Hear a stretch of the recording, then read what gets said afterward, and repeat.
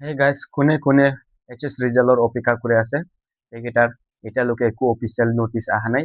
যোনটো এপ্ৰিল 17 বা এপ্ৰিল 21 নটিচ দিয়া হৈছিলে এইকেইটা চব পেক হয়। এইকেইটাত আপোনাৰবিলাক বিলিভ কৰিব নালাগে। যদি ৰিজাল্ট দিয়ে তেনেহ'লে ৰেণুজ পেগু বা হিমন্ত বিশ্ব শৰ্মাৰ ৱেবছাইটতে আমাক অফিচিয়েল নটিচ দিয়া হ'ব। তাতে তোমাৰ কেইটা বা আপোনাৰ কেইটা চেক কৰি থাকিবা সদায় আমাৰ এইচএছ ৰিজাল্টত অফিচিয়েল নটিচখন দিয়া হ'ব।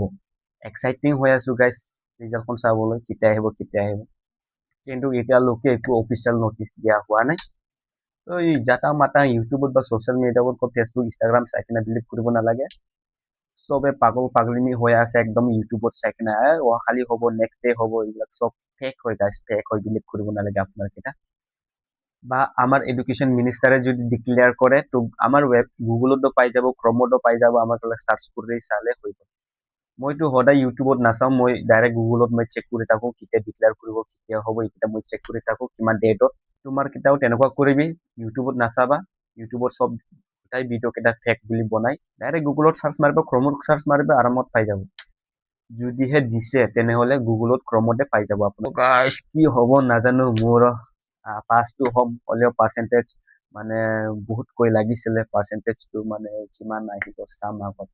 কিন্তু পাছটো হ'ম যেনেকা তেনেকুৱা হ'লেও তথাপিও না পাৰ্চেণ্টেজটো মানে অলপ বেছিকৈ লাগে, তেতিয়াহে মানে আমাৰ কেইটা কি কয় গভমেণ্ট জব বা কবি জব এপ্লাই কৰিবৰ কাৰণে পাৰ্চেণ্টেজ বেছিকৈ লাগে।